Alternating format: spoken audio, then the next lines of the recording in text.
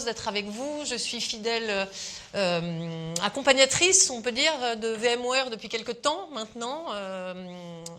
La tech est un sujet qui est désormais un de mes sujets favoris, et c'est vrai, j'ai beaucoup appris ces derniers temps grâce aux équipes de VMware, donc je suis très très heureuse de les accompagner à nouveau ce soir et d'être avec vous pour ce Lead Forward Executive Summit.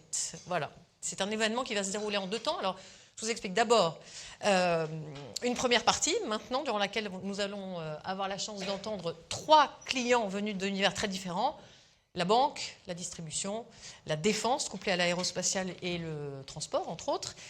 Ils sont CEO, CIO, CTO, CISO, CDO, et en quelques années, ces tech leaders, pour reprendre le terme consacré, ont acquis un rôle clé dans leurs organisations.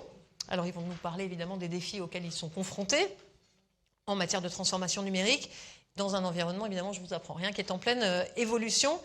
Ils partageront aussi avec nous quelques-unes de leurs convictions. Ils évoqueront leurs projets, les projets qu'ils mettent en œuvre pour stimuler la croissance, transformer l'expérience client et renforcer, c'est un thème très important, la responsabilité de leur entreprise. Je vous propose de rentrer tout de suite dans le vif du sujet. On va accueillir le directeur général de VMware qui nous réunit ce soir, Marc Tolois.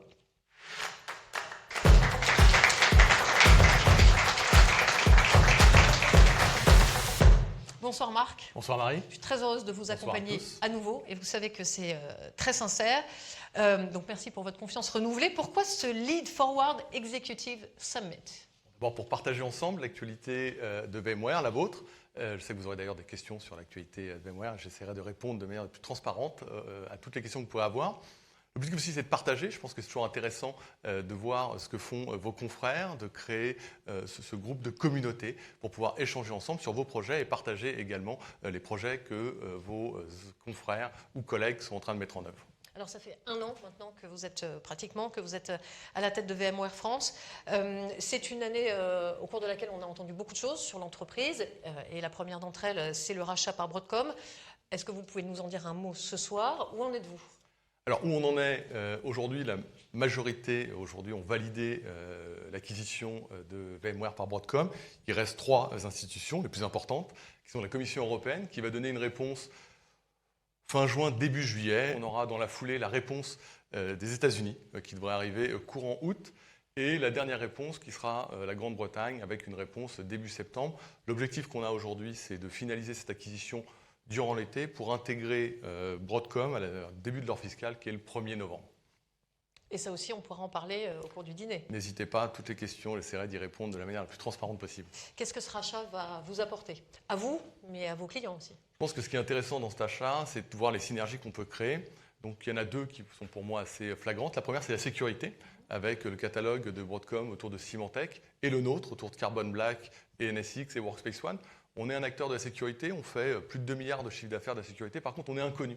C'est-à-dire que si vous, client, vous avez une réflexion sur la sécurité, jamais vous allez penser à contacter VMware. Pourtant, on est un acteur majeur sur ce sujet. Donc je pense que le logo Symantec, les technologies Symantec, plus le catalogue VMware peut créer une synergie importante sur cet environnement de sécurité. Donc ça, c'est le premier point. Le deuxième point, je pense, sur la synergie, c'est sur toute la transformation des applications. Donc aujourd'hui, VMware accompagne certains des clients qui sont sur la table sur cette transformation. Mais on a un manque de connaissance des environnements métiers.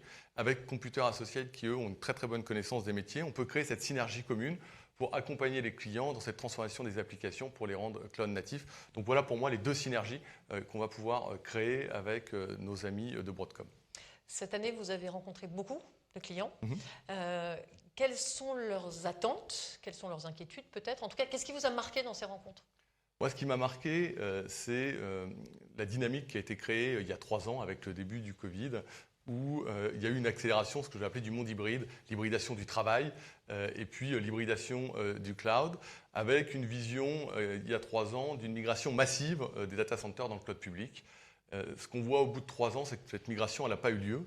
On n'est pas aujourd'hui One Cloud, on n'a pas fait un data center exit sur ces environnements-là. Qu'est-ce que vous avez fait, vous les clients? Vous avez déployé du multi-cloud, vous avez continué à faire votre cloud privé. Vous avez mis des datas un peu rapidement dans le cloud parce que la période du Covid vous a obligé.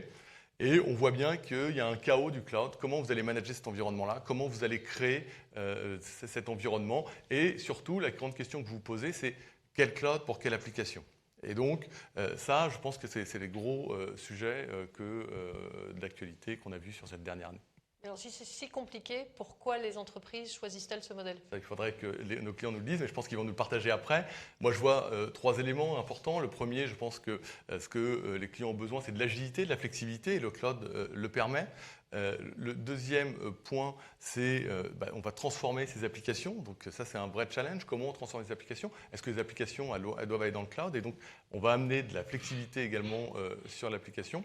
Et le troisième point qui est important, c'est tout ce qui est autour du Green IT et les costs, comment on peut permettre de réduire les coûts et de rendre plus efficient la partie data center. D'après vous, quels sont les défis majeurs pour les entreprises? On aura l'occasion d'en reparler aussi au cours du dîner, mais pour réussir leur transformation numérique?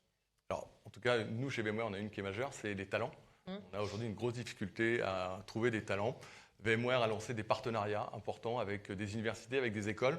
L'objectif, je pense, c'est de promouvoir l'IT auprès des écoles, parce que les étudiants, aujourd'hui, le premier réflexe qu'ils ont, c'est plutôt d'aller dans les banques, plutôt d'aller dans l'industrie, mais le marché de l'IT n'est pas un marché qui les attire, alors que je trouve que c'est sûrement le meilleur marché. On innove continuellement, ça bouge. Donc le premier objectif qu'on doit avoir collectivement, c'est de faire la promotion de notre métier de l'IT. Les applis? Deuxième sujet, c'est les applications. Donc on voit aujourd'hui que ces applications, là aussi, il y a 2-3 ans, les clients se sont dit on va migrer massivement toutes nos applications cloud natives. D'abord, on voit qu'il n'y a pas obligatoirement d'intérêt à tous les migrer. Deuxième chose, ça a un coût, ça coûte cher de migrer ces applications. Et donc le vrai challenge que vous avez, vous clients, en tout cas que nous on voit chez les clients, c'est votre cartographie d'applications. Comment aujourd'hui j'ai une bonne cartographie des applications et quelle application a du sens à être migrée en cloud native. Le troisième point qui est pour moi le plus important, c'est surtout la sécurité. Donc le gros challenge qu'on voit chez nos clients, avec ce monde de l'hybridation du travail et de l'hybridation du cloud, c'est comment je gère la sécurité du device, du collaborateur qui va consommer l'application jusqu'au cloud public dans lequel elle est hébergée. Donc la sécurité est un des troisièmes chantiers importants. Et pour parler un peu de vous, Marc, justement face à ces défis, quelles sont vos convictions? Mes convictions, c'est dans ce monde hybride, il faut donner de l'agilité, il faut donner de la liberté. Donc pour moi, le point le plus important pour vous, clients, c'est quand vous allez choisir votre provider de cloud, c'est comment je suis capable de travailler avec lui et comment je suis capable aussi de le challenger et de migrer mon environnement cloud chez un autre provider.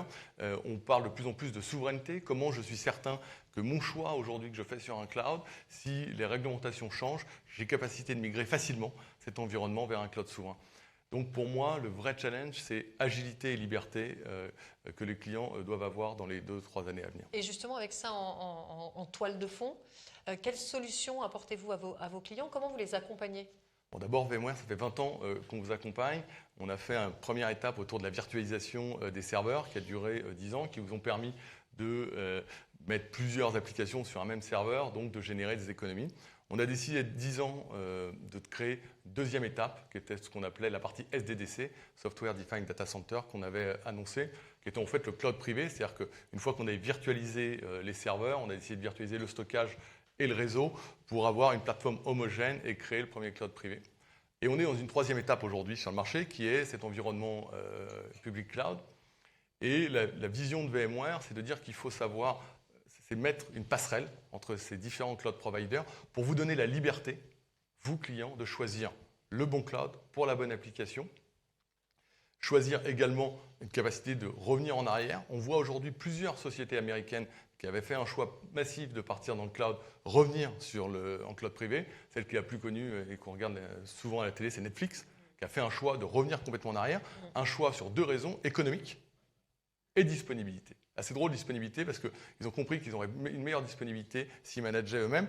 Donc on voit bien ces gens-là qui ont fait des choix, et le choix de Netflix, et il y a plusieurs articles, leur gros challenge qu'ils ont eu était du fait qu'ils avaient choisi du cloud natif, de réécrire une grosse partie de leur application pour être capacité de la réhéberger. Et donc nous, VMware, ce qu'on veut amener, cette passerelle-là, pour, comme on a rendu agnostique les composants hardware de votre data center, de rendre agnostique les différents cloud providers. Merci Marc. Merci à vous. Alors, vous le savez, puisque c'est vous qui les avez conviés, on va accueillir maintenant 3 de vos clients. Ils vont nous raconter justement où ils en sont, le chemin qu'ils ont parcouru, les défis qui restent encore à relever, bien entendu, en matière de transformation digitale, d'infrastructure, de stratégie cloud, d'expérience utilisateur ou encore de souveraineté. Un enjeu au cœur du business de notre premier invité. Je vous remercie d'accueillir le CIO de Thales Group, Christophe Huer. Merci Christophe. Merci beaucoup.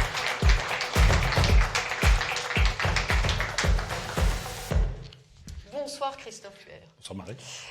Thales mène à la fois des activités technologiques civiles et des activités souveraines. Absolument, de défense, oui. À la défense notamment. Là, on imagine sans mal que l'informatique est évidemment un sujet capital, crucial pour le groupe. Quel est le rôle de la DSI et plus largement, quel est votre périmètre d'action? Alors, principalement, tout ce qui va être applicatif, qui supporte les métiers, c'est-à-dire les métiers classiques de finance, d'engineering, de fonctions de support, etc. Avec un point particulier sur la fonction engineering, puisque nous avons, on va dire, un grand nombre d'ingénieurs dans notre entreprise. Nous sommes, on va dire, pourvoyeurs de technologie. Quelquefois, on a l'habitude de dire à la limite de la physique, c'est-à-dire qu'on est beaucoup dans l'innovation.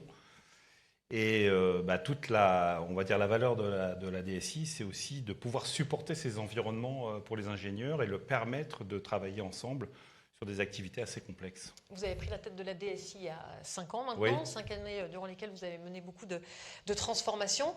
Alors, lesquelles, évidemment, en tout cas quelques-unes, et quel a été votre rôle dans ces transformations? Et en quoi ont-elles eu un impact, elles aussi, sur votre métier? Alors, bon, la première transformation a été déjà de globaliser la fonction. Alors, c'est peut-être un peu technique, mais on voulait partir d'environnements assez fragmentés en termes de pôles de décision et de choix technologiques pour avoir une organisation qui ait une stratégie qui soit commune à tous, qui ait une politique d'investissement qui soit commune à tous et néanmoins qui prenne en compte les particularités de chaque géographie, puisqu'on a des contraintes souveraines dans tous les pays où on a une activité de défense. Donc il faut essayer de trouver ce qui est commun et avoir vraiment une stratégie de déploiement qui soit homogène sur tous les pays. Le deuxième point va être sur tous les investissements qu'on a fait sur les outils de collaboration, c'est-à-dire la capacité des individus à travailler ensemble sur des géographies éloignées et sur des sujets aussi qui peuvent être très sensibles et pour lesquels il doit y avoir un niveau de cybersécurité très élevé. Et dans ce cadre, on doit pouvoir avoir le choix justement sur le type de cloud et d'hébergement que l'on utilise. Dans certains cas du cloud public, dans certains cas des clouds privés, on va dire très secrets, très protégés. Et on a besoin de cette flexibilité de pouvoir passer d'une passerelle à l'autre. Et un autre point aussi qui est très important, on a beaucoup investi sur les plateformes de ce qu'on appelle de data continuité, c'est-à-dire la capacité à l'échelle du groupe et à l'échelle d'une géographie mondiale de prendre des données à un endroit, de les transmettre à un autre et d'en faire un produit à valeur ajoutée, ou en tout cas de permettre à nos ingénieurs ou à nos commerciaux de prendre des décisions ou de pouvoir travailler avec ces données qui, une fois mises ensemble, vont créer vraiment une valeur ajoutée importante. Je voudrais qu'on vienne sur la cybersécurité. Un groupe comme Thales, on imagine oui. que c'est quand même très important. Quel regard vous portez sur l'évolution de la cybersécurité dans un groupe comme le vôtre et des évolutions à venir? Parce que ça, j'imagine que c'est presque Alors, il y a deux dimensions. Quotidien. Il y a déjà la cybersécurité en tant qu'offre de service. Alors moi, je ne suis pas là en tant que pourvoyeur de solutions de Thales, mais c'est quand même quelque chose qui est important. Et vous allez nous répondre quand même un petit peu. Chez nous. Et en tant que DSI, la cybersécurité représente, on va dire, un poids de plus en plus important en termes d'investissement, puisque les menaces ne cessent de croître, puisque finalement les conflits externes à l'Europe, mais pas si loin de l'Europe, aussi ont un impact en termes de cybersécurité. Et aussi parce que nous incluons la cybersécurité dans les projets informatiques dès le début de ces projets. C'est aussi un grand changement. C'est-à-dire qu'on avait tendance, il y a quelques années, à voir ça comme, on va dire, une contrainte supplémentaire une fois qu'un projet avait été ficelé.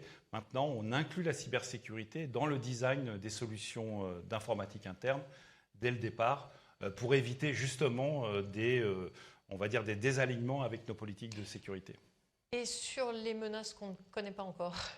Est-ce qu'un groupe comme le vôtre travaille déjà sur Alors, on travaille dessus. les hypothèses Alors, je peux vous parler de... Cette question n'était pas prévue. Oui, non, mais je suis très à l'aise là-dessus. Par exemple, nous avons un groupe de recherche chez Thales sur l'informatique quantique. L'informatique quantique est une vraie menace sur la cybersécurité. Donc, il va falloir que l'on design des produits de cybersécurité qui prennent en compte cette menace. Alors, pourquoi c'est une menace ?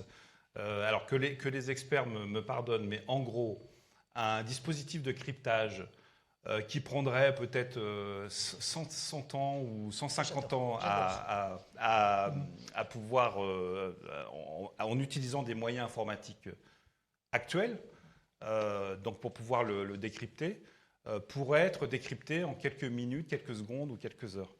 Donc ça veut dire qu'il va falloir revoir complètement la politique de chiffrage et de protection des produits. Et l'informatique quantique reste quand même malgré tout quelque chose de laboratoire, même si quelques entreprises commencent à avoir une offre commerciale. On est encore loin de la puissance pour que ça soit une menace, mais ça le sera. C'est juste une question de temps en fait. Est-ce que c'est dans 5 ans, dans 10 ans, dans 15 ans? Voilà ce à quoi on doit se préparer. Bon courage. Thales a lancé en 2017 sa Digital Factory pour accélérer sa transformation. Oui. En 5 ans, comment a évolué la relation entre cette entité et la DSI, ouais. Alors en fait, la Digital Factory, comme beaucoup de grands groupes, c'est finalement une création ex nihilo pour introduire rapidement à la fois des techniques et des modes d'organisation peut-être un peu plus start-up oriented, comme on dirait, pour introduire l'agilité, les principes de l'agilité et aussi une façon de travailler, des outils, etc., un peu novateurs. Et donc, cette Digital Factory a servi on va dire de moteur de transformation sur des activités un peu plus classiques de DSI. Un autre objectif était à l'époque de produire des outils ou des outils digitaux qui soient commercialisables ou qui augmentent la valeur des produits que l'on a déjà sur des plateformes assez classiques. Et ensuite, ces produits ont été rebasculés dans nos entités de business. Et on va dire le grand apport de la Digital Factory, ça a été d'engager la DSI et de pousser la DSI à revoir ses méthodes d'organisation, ses outils de développement, et d'introduire l'agilité à grande échelle. On a plus de 2000 collaborateurs qui travaillent en mode agile aujourd'hui. Merci beaucoup. On peut l'applaudir. Je vous remercie. Merci beaucoup, Christophe. Moi, j'ai très envie d'une immersion dans les coulisses du bricolage. Qu'est-ce que vous en dites? Non? Cachez votre joie. Bricolage, habitat, ameublement, c'est notre quotidien à tous quand même. Et il est le Digital Platform Leader d'ADEO, un géant qui fédère près d'une vingtaine d'anciennes spécialisées, parmi lesquelles Leroy Merlin, personnellement, ma passion. Voici Yannick Trabold.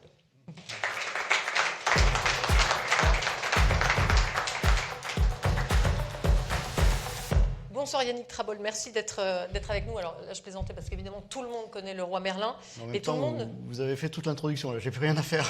Et vous pouvez repartir, s'il vous plaît, mais je serais triste quand même. Je vais rester et on y perdrait. On ne connaît pas forcément ADEO, donc est-ce que vous pouvez nous dire ce qui se cache un peu derrière ces 4 lettres? On laisse la place aux enseignes. Donc, effectivement, le groupe ADEO, c'est Leroy Merlin, c'est Bricoman, plutôt orienté pro, c'est Zodio, l'aménagement de la maison. C'est 1 millier de magasins dans le monde, 160 000 collaborateurs, on est à peu près sur une douzaine de pays. C'est quoi, c'est numéro 3 mondial? Alors, on est numéro 3 mondial, considérant que les 2 premiers sont aux US et qu'ils y restent. Donc, on est numéro 1 mondial en dehors des États-Unis. Donc, 160 000 collaborateurs, 1 millier de magasins? 1 millier de magasins, une douzaine de pays physiques et les autres, on les ouvre par le digital. On peut aussi vendre par d'autres marketplaces. Combien de clients? On a 500 millions de clients et ça continue à monter. On aurait dû commencer par ce chiffre. J'ose espérer que vous êtes tous clients. Si ce n'est pas le cas, on en parlera un petit peu après. Votre mission? Alors, notre mission, en fait, notre vision, même je dirais, c'est alors ce sera en anglais, We make home a positive place to live. Okay. Notre objectif est vraiment de faire en sorte de vous aider à améliorer votre habitat par les produits que vous allez acheter chez nous et par la rénovation que vous allez faire grâce à nos solutions. Et c'est vraiment ce qu'on veut amener à la planète, et ce n'est pas un vain mot. Vos défis principaux, justement? Alors, on en a des classiques et des spécifiques. Les classiques, il y a eu un mot sur la guerre des talents. On est 160 000, mais on fait 50 000 contrats par an. Parce qu'on a un turnover assez important, on est entre 15 et 20% dans notre métier. on augmente de 10% par an. Et on a Ça beaucoup impressionne, ça impressionne dans la salle. Des fois, je me dis qu'on n'est pas dans le bricolage, on est une agence de recrutement. Donc 50 000 contrats par an, quand on connaît le no-show, la guerre des talents, en fait, on est aussi dans un monde aujourd'hui où il n'y a plus le même attrait par rapport au travail. Donc, il faut vraiment avoir un ADN qui parle et qui donne envie de venir. Ça, on reparlera aussi je crois que ça vous intéresse, de cette question juste après. L'humain est au cœur de votre stratégie, dites-vous, mais apparemment ça porte ses fruits puisque Forbes vous a placé dans son classement World's Best Employers l'année dernière, en 2022. Alors quel est votre secret?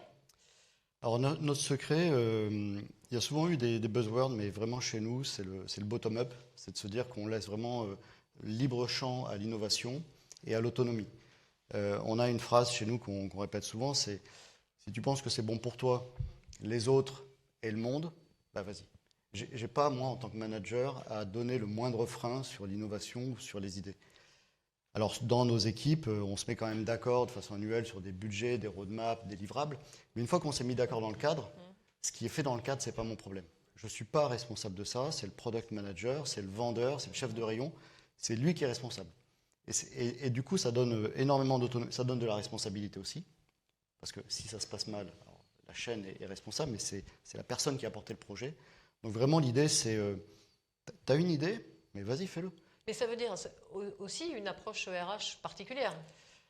Alors, c'est sûr que forcément, on a un modèle de leadership aussi et d'accompagnement où l'humain est vraiment au cœur. Ça demande aussi de l'accompagner. Aujourd'hui, en fait, tout est fait dans nos équipes RH pour de la liberté. Ça peut paraître déstructuré, et je viens d'un monde, avant j'étais dans le bancaire, j'étais dans une grande banque française. C'est plus facile d'aller dans ce sens-là, je pense, que dans l'autre sens. Mais effectivement, en fait, je vais faire un parallèle à vous en tant que client. Quand vous vivez un parcours client, vous avez peut-être des fois des frustrations. Vous êtes sur le site leroymerlin.fr, il vous manque du stock, puis vous allez en magasin et le collab, et vous avez envie d'une expérience sans couture. Ben on essaye d'amener la même aux collaborateurs, en fait. On veut que ces outils digitaux lui donnent un sentiment de bien-être, parce que ça, c'est des pain points souvent. Il le met de côté et il peut travailler, il peut vendre, vous vendre. Concrètement, comment on va à la vitesse des métiers en menant une transformation profonde? Alors, je pense que toute grande entreprise sur le collaboratif et sur l'humain va avoir les mêmes étapes. Donc, chacun sera à son niveau. Donc d'abord le collaboratif. Voilà. La première chose, c'est d'être tous ensemble et de pouvoir communiquer. C'est-à-dire, vraiment, on se retrouve dans les mêmes containers et où qu'on soit dans la planète, on va pouvoir en fait détruire les distances et pouvoir collaborer. Et nos collabs, c'est des gens comme nous, voire plus jeunes, et ils sont sur TikTok, sur Snapchat, sur Insta. Donc, on leur a mis à disposition un outil, un social media qui permet d'échanger comme ils le feraient avec leur téléphone tous les jours. On a énormément de frontliners, pas beaucoup de PC, donc ils sont toujours avec leur smartphone. Ça, c'est la première étape. On collabore. La deuxième étape, c'est digitaliser la dette. On a travaillé il y a quelques années ce qu'on a appelé une employee journey map. Tous les moments du parcours de vie dans l'entreprise. Vous êtes embauché, vous signez un contrat, vous allez au desk, vous prenez un PC, vous faites de la mobilité, du learning. Et donc tous ces moments-là, on les a identifiés et on les a digitalisés. Par exemple, l'entretien de carrière était en papier, on a digitalisé. La mobilité, c'était le réseau, c'était le coup de fil. Maintenant, on a une sorte de Tinder job interne. Et donc, on a fait ce travail de digitalisation. Quand on a fait ça, on s'est rendu compte que c'est bien, on a rattrapé de la dette, mais on en a créé une autre. On est un peu perdu dans tous ces outils. Et donc, on est en train de tout ramasser pour mettre ça dans une sorte de méta-portal, un peu comme LinkedIn. On a tous LinkedIn ici. On va tous sur linkedin.com. Non, c'est pas possible. Ah, si. Je vais vous parrainer. Ah non, mais je veux pas. Alors, on a presque tous LinkedIn ici. On va tous sur linkedin.com. C'est la même application et pourtant, on n'a pas du tout la même expérience. Parce que mon job title, mes skills, mes amis ne sont pas les mêmes que les vôtres. Et donc, on n'a pas les mêmes parcours de learning ou propositions de mobilité ou d'apprentissage. C'est ça qu'on est en train d'amener là dans notre entreprise. Et l'étape qu'on amène juste après, c'est la personnalisation. Je parle de skills, c'est-à-dire qu'un collab qui se connecte, je parlais d'application Tinder Job, et s'il se connecte, s'il est vendeur au Bagne, il n'a pas envie d'avoir une proposition pour être CIO en Roumanie, et vice-versa. Donc on personnalise l'expérience quand vous vous connectez sur cette application, parce qu'on vous a identifié, on va vous donner quelque chose qui vous touche, vous, en tant que collaborateur. Et la dernière chose, donc, c'est l'expérience sans couture. On en a parlé tout à l'heure. Comment voyez-vous évoluer la relation du collaborateur à l'entreprise dans le monde qu'on évoque voilà, régulièrement, qui est post-Covid? Alors Marc en a parlé, on Ouais. est dans un monde hybride. Moi je pense qu'on est en train d'arriver dans le après Covid. C'est un peu comme des plaques tectoniques, c'est encore en train de bouger. Je pense que on pourrait faire, je ne veux pas dire faire de la démagogie, mais il y a plein de phrases très usitées qui sont sorties. Je pense qu'aujourd'hui on est à un moment où il faut attendre un petit peu. Je vais vous expliquer pourquoi. J'ai des collaborateurs qui viennent me voir, ils sont dans le product management, le delivery. Ils viennent me voir et ils me disent, Yannick, est-ce qu'on ne pourrait pas forcer les équipes à revenir sur site? Parce que tous, il y a un an et demi, on a fait des accords de télétravail. Alors chez nous, on va surtout dans le digital jusqu'à 4 jours par semaine, voire 5 en relation manager-manager où on est d'accord.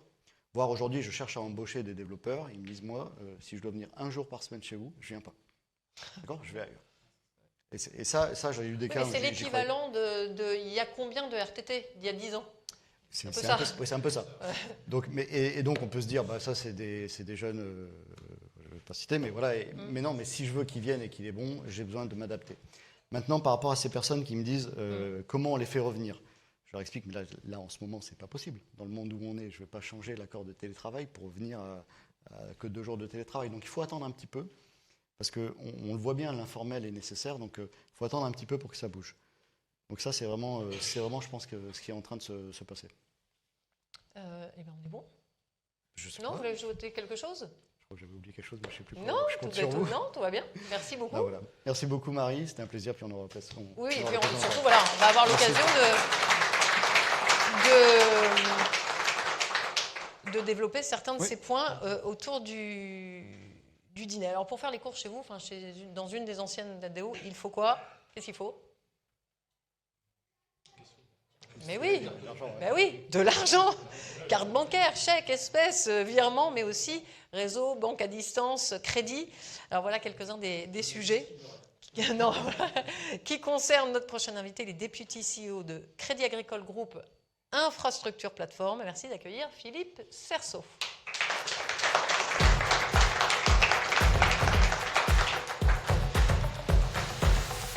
Bonsoir Philippe Cerceau. Bonsoir Marie. C'est un peu comme tout à l'heure, Leroy Merlin, ADO. Tout le monde connaît Crédit Agricole, tout le monde ne connaît pas forcément CAGIP. Oui. De quoi s'agit-il et que faites-vous concrètement dans la vie? Voilà. Alors, CAGIP, c'est une jeune entreprise en fait. On a été créé en 2019. Alors, ce qu'on ne sait pas, c'est effectivement qu'on est le Crédit Agricole, mais ce qu'on sait peut-être moins, c'est que LCL, c'est Crédit Agricole, Cariparma en Italie, c'est Crédit Agricole, Sofinco, c'est Crédit Agricole, Pacifica, Predivica, etc. Et donc, à un moment donné, est venue la réflexion qui était de dire, avec tout ce qui se passe, il va falloir faire quelques menus investissements dans le cadre du digital.